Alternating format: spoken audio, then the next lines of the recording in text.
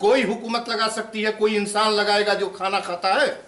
ये अमनुष्यता है, ये अमनुष्यता है।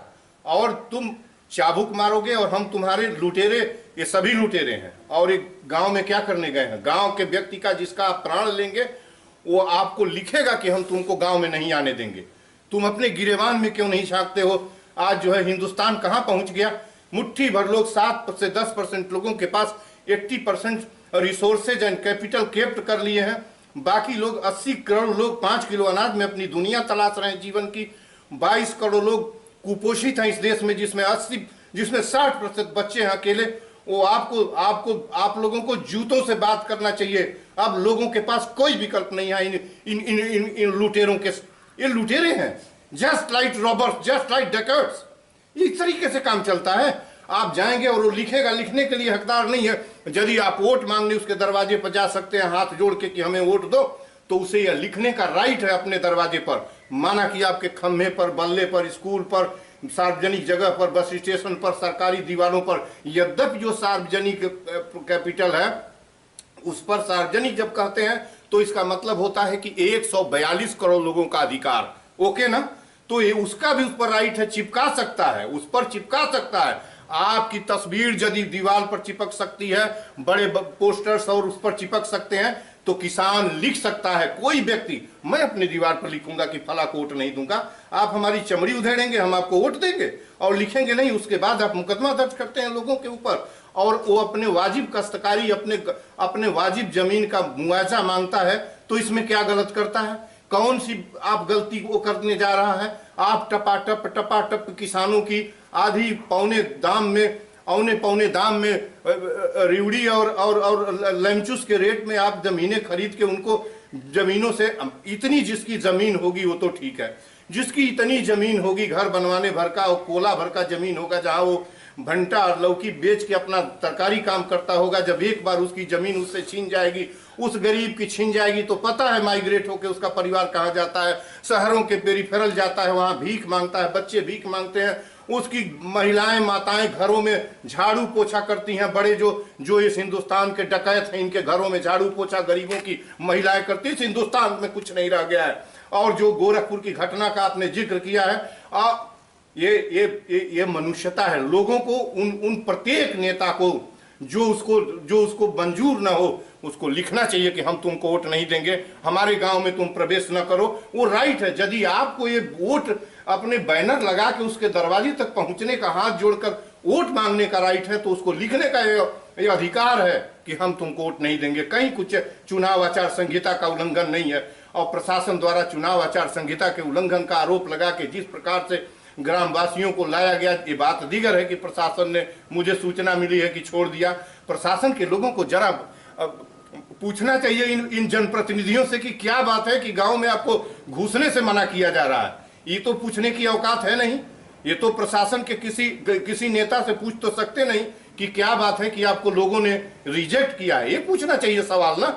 तो मेरा स्पष्ट बात है कि डेमोक्रेसी, उसका जनता का पूरा राइट है। उसी प्रकार जैसे आपको वोट मांगने का राइट है, कहीं भी आपको अपना मुंह दिखाने का, जैसे आप पोस्टर लगा के। सर एक सवाल और, जैसे हाईवेज बन रहे हैं जी, ठीक है, खूब 30 किलोमीटर रोज बन रहा है हाईवे, जी, ठीक है, विकास हो रहा है, लोग कह रहे हैं, सत्ता पक्ष कह रही है जी, कहीं न कहीं अगर उनकी जमीनें आधे पौने दामों में ली जा रही हैं, जी, कौड़ियों के भाव कहीं कहीं भी, जी, हमारी एक दो जगह हमारी बात, राइट, एक दो जगह हमारी बात जी, कौड़ियों को दाम न भी ली जाए तो कम में कम दाम में ली जाती है। यही पास का एक राइट, अभी मेरे साथ में, यू आर राइट। तो वो, लेकिन टोल टैक्स सर दिन भर में हम लोग 300-400 रुपए टोल टैक्स दे देते हैं। तो ये माइक जो लेके आए हैं यहाँ, यही माइक इनको 2 साल से मैं देखिए टोल टैक्स, और कल भगत सिंह सुखदेव राजगुरु का शहादत है, भारत का कल शहादत है। इनका टोल कल टूटेगा। प्राइम मिनिस्टर को मालूम है, ऑनरेबल प्रेसिडेंट को मालूम है। आप इस शहर में रह के नहीं जानते। इसी तेनुआ टोल पंप पर 2-2 सत्याग्रह करके ज्ञापन प्रेषित कर चुका हूं। इनको मौका बहुत मिल गया। मैं तोड़ दूंगा इनका टोल टैक्स।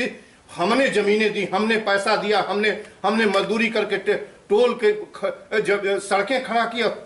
तुम हमसे वोट की भीख मांगकर हमारी सेवा की कसमें खाने वाले, हमारे पेट पर, हमारे पीठ पर टोल का टैक्स तुम कैसे क्यों टोल लेते हो? वो जो अधिकार है, कहीं आने जाने का अधिकार, कहीं भी आने जाने का अधिकार कहाँ है? आर्टिकल 19(19)(b) में लिखा हुआ है कि कहीं भी कोई व्यक्ति आएगा जाएगा, जब तुम टोल हमारे पैर पर लगा दोगे। और तुम्हारे अंदर अनुशासन है क्या? इन लुटेरों के पास अनुशासन है क्या?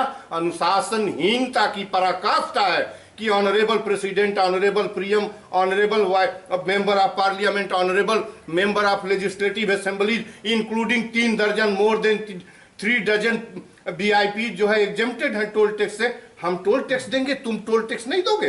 तुम्हारी बाप का है क्या सड़क? तुम्हारी बाप का सड़क है क्या कि तुम टोल टैक्स नहीं दोगे? ये माइक ले जाके सत्ता पक्ष के किसी भी, क्यों नहीं आप जाके इस जो संसद लड़ता है 2-2 बार से, उसके सामने माइक नहीं जा सकती है कि टोल क्यों लेते हैं सर, टोल हम क्यों देने जाए? ये माइक उनके सामने ले जाना चाहिए, वो जवाबदेही होगी। कल शाम तक का वेट करिए। और हमारी राइट टू इक्विलिटी कहाँ जाएगा?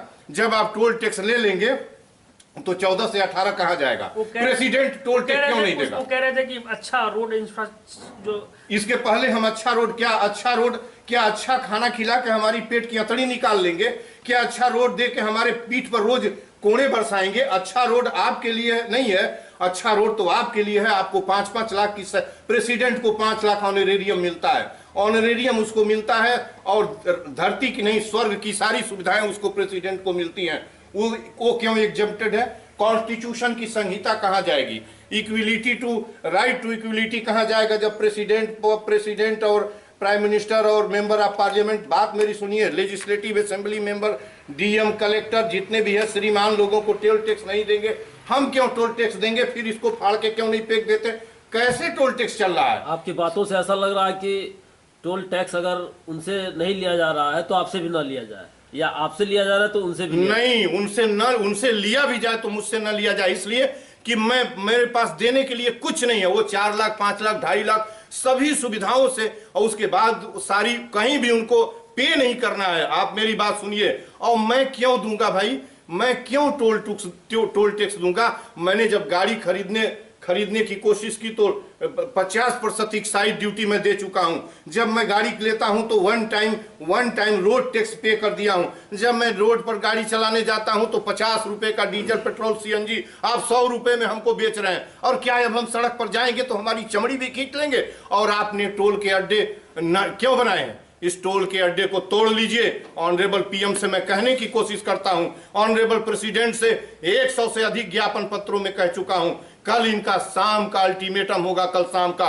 बनारस में हुकूमत को आप छोटी बात समझते हैं क्या? यदि खाने पीने पर जीएसटी नहीं खत्म हुआ कल शाम तक, बनारस टोल टैक्स नहीं खत्म हुआ, शिक्षा, चिकित्सा और जनसंचार को फ्री का ऐलान इन्होंने नहीं किया, डीजल, पेट्रोल, सीएनजी 50 रुपए का ऐलान और 500 रुपए का गैस सिलेंडर नहीं कल शाम तक का ऐलान प्राइम मिनिस्टर कर देते हैं इस देश के, तो मैं 23 की संध्या के बाद बनारस की सड़क पर इन सबका पुतला जलाऊंगा। पहले ऑनरेबल पीएम का, ऑनरेबल फाइनेंस मिनिस्टर का और ऑनरेबल रोड, उसके बाद वो सत्याग्रह बनारस में करूंगा। हुकूमत नहीं चलने दूंगा इनकी, नहीं चलेगा हुकूमत हमारे पेट पर टैक्स लगा के। चलाएगा कौन हुकूमत हमारे पेट टैक्स पर लगा करके? जेल इनको सजाना पड़ेगा मेरे लिए, और नहीं तो बंद करके रखे, नहीं तो हुकूमत छोड़ दे।